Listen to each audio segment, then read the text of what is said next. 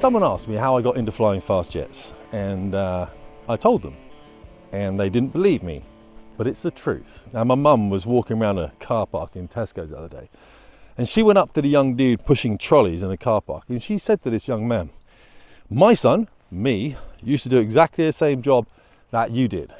And then he went on to fly fast jets in the military. And the guy's eyes lit up, you know what I mean? It was like, whoa, seriously.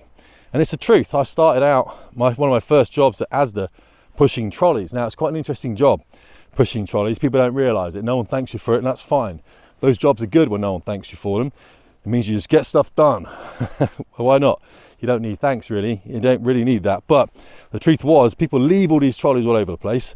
Your job is to go and pick all the trolleys up and put them back where people can use them again.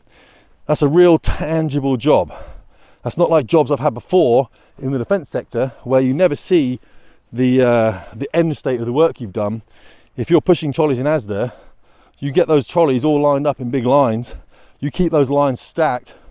We never used to use leashes, by the way, back in the day, keeping it old school, fam. We used to have to control the trolleys ourselves, so they didn't drop on cars and stuff. I once held the record in ASDA, down in Portsmouth somewhere, for the longest trolley push, and it was about 47 trolleys. Back then, trolleys didn't use those kind of new lightweight materials we use now. So that was a bit of a record. How proud am I? I think that's something about that job, though, where you have to go and do something, put it somewhere, and it's a grift, it's a grind, it's a hardship. That kind of lines you up quite well for flying, to be fair, because the flying training you do, when I went through flying training in the Navy, no one's thanking you for being there, to put in the work in. It's a thankless task. You've just got to turn up, you've got to do the work by yourself in the evening, you've got to pass the trips. And if you keep doing that over many years, you will end up in a cockpit somehow, whether it's a multi-engine rotary or whether it's a fast jet. And I went fast jets, obviously. But I think those jobs are quite formative, if that makes sense, quite purposeful, you know what I mean? Just doing a job, there's something there, I've got to get that done, I've got to get that thing there and put it there, I've got to keep doing it. It's like the doozers in Fraggle Rock on ITV, a TV program we used to watch as a kid.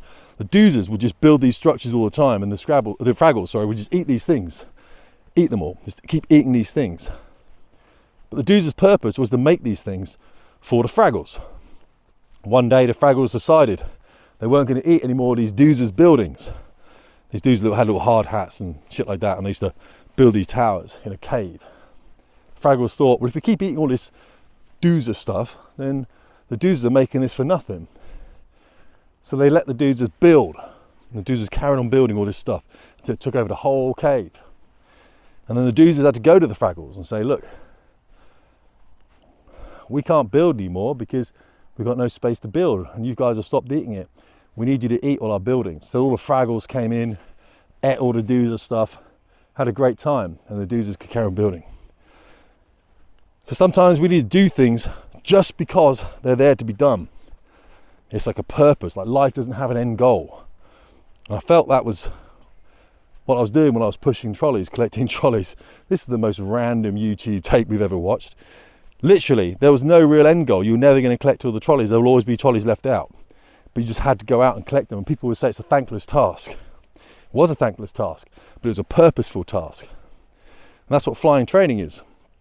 Any job, really, if you can get your head into it. I mean, as long as the job isn't nugatory, as long as there's a purpose to it at some end state, as long as you're going through some goals, as long as you can keep working, keep grinding, that's the kind of thing that I'd be looking at. And that's what flying training was about. So when my mum told this young dude, keep pushing trolleys and it will set you up for a different kind of work strand, she's not wrong. She's not wrong at all. I miss those kind of jobs. There's no politics in pushing trolleys. Literally, you're your own boss. Headphones in from the Walkman. We're talking about the early 90s now. What a great era for music that was, right? What a great era for music. You want to listen to you want to watch the Beckhams thing on Netflix recently. They got some great music in that, going back to Victoria Beckham and yeah, all that stuff. Crazy. But that whole era, of course, her and David in front of Ali G, remember that stuff? Brilliant era. Look, guys, I'm waffling now because I'm walking around a field. I'm trying to get back home somewhere. I think I know I'm going. Look, either way, I just want to talk to you about some Fraggles and some doozers and some trolley pushing. yeah, purpose, something like that. I'll try and make up a name for it. No worries. Tim Davies.